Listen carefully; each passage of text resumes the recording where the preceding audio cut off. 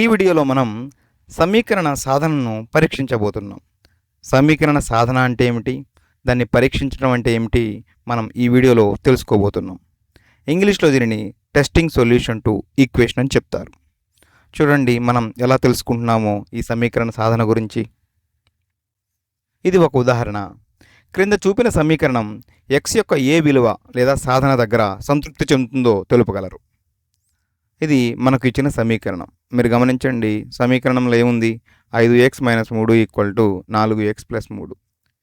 సాధన అంటే ఏమిటంటే x స్థానంలో మనం ఒక్కొక్క విలువ ప్రతిక్షేపించుకుంటూ వెళితే కొన్ని విలువల దగ్గర మాత్రమే ఈ ఎడమవైపు ఉన్న భాగము అంటే 5x - 3, కుడివైపు ఉన్న భాగము 4x + 3 ఈ రెండు సమానం అవుతాయి. ఏ విలువ దగ్గర ఈ ఎడమవైపు ఉన్న భాగము కుడివైపు ఉన్న భాగము సమానం అవుతాయో ఆ విలువనే ఈ సమీకరణం యొక్క సాధనలుగా చెప్తారు. అయితే మనకు కొన్ని ఐచ్ఛికాలు ఆప్షన్స్ ఇచ్చారు, సాధనలు ఏమిటవి మనం వాటిని పరీక్షించాలి. అవునా, చూడండి మనకు ఇచ్చిన ఆప్షన్స్ ఏమిటో.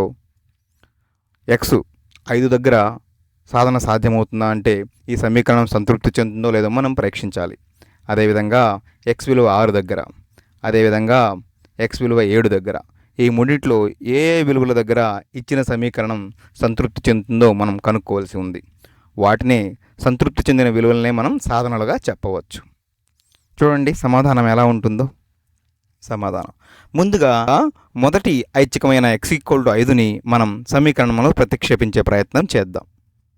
అవునా, x ఉన్న ప్రతి చోట 5 ప్రతిక్షేపించాలన్నమాట.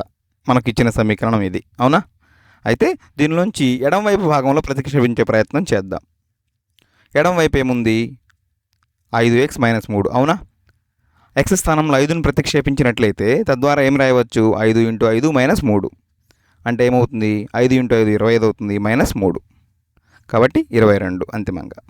తరువాత ఈసారి కుడివైపు భాగం LHS అంటే తెలుసు కదండి, లెఫ్ట్ హ్యాండ్ సైడ్ అని. అదేవిధంగా కుడివైపు భాగాన్ని ఏమంటాము, RHS అంటాం, రైట్ హ్యాండ్ సైడ్ అన్నట్లు. ఇక్కడ కూడా x స్థానంలో 5 ప్రతిక్షేపించే ప్రయత్నం చేయండి. 4 × 5 + 3 తద్వారా 4 × 5 20 + 3 అంటే ఎంత, 20 + 3 23. మరి కుడివైపు భాగము ఎడమవైపు భాగము సమానం అయ్యాయా లేదా, లేదు, అవ్వలేదు. ఇలా అవ్వలేదు కాబట్టి x = 5 అనేది ఇచ్చిన సమీకరణం యొక్క సాధన కాదు. అవునా, అదేవిధంగా మనం x = 6ను కూడా ప్రయత్నించి చూద్దాం. x = 6ని మనం ఇచ్చిన సమీకరణంలో ప్రతిక్షేపిద్దామా. ఇది ఇచ్చిన సమీకరణం 5x - 3 = 4x + 3. మరి ముందుగా ఇలా ఎడమవైపు భాగం లెఫ్ట్ హ్యాండ్ సైడ్ని తీసుకుందాం. ఇక్కడ x స్థానంలో 6ని ప్రతిక్షేపిస్తే ఏమవుతుంది, 5 × 6 - 3 తద్వారా 30 - 3 అంటే 27. ఎడమవైపు భాగం ఎంత అయింది, 27 అయింది. మరి అదేవిధంగా కుడివైపు భాగం చూద్దామా, RHS అంటే రైట్ హ్యాండ్ సైడ్. ఈసారి 4 × 6 + 3 ఎందుకంటే x స్థానంలో 6 ప్రతిక్షేపించాం, తద్వారా 24 + 3 అంటే 27. మీరు గమనిస్తే ఎడమవైపు భాగము కుడివైపు భాగము LHS RHS రెండు సమానం అయ్యాయా. ఇలా అయ్యాయంటే ఇచ్చిన సమీకరణం తృప్తి చెందుతున్నట్లు. తద్వారా x = 6 అనేది ఇచ్చిన సమీకరణం యొక్క సాధన. ఇలా బి ఆప్షను సాధనగా మనం ఒప్పుకోవచ్చు. అవునా, తరువాత సి ఆప్షన్ అయిన x = 7ని మనం ప్రయత్నించి చూద్దాం. ఈసారి x స్థానంలో 7ని ప్రతిక్షేపిద్దాం. ఇచ్చిన సమీకరణంలో 5x - 3 = 4x + 3. అవునా, ఎడమవైపు భాగం తీసుకొని దానిలో x స్థానంలో 7ని ప్రతిక్షేపించండి. అవునా, 5 × 7 - 3 అంటే 5 × 7 ఎంత అవుతుంది, 35 - 3 తద్వారా 32. ఇది ఎడమవైపు భాగం. మరి కుడివైపు భాగంలో ప్రతిక్షేపిద్దామా.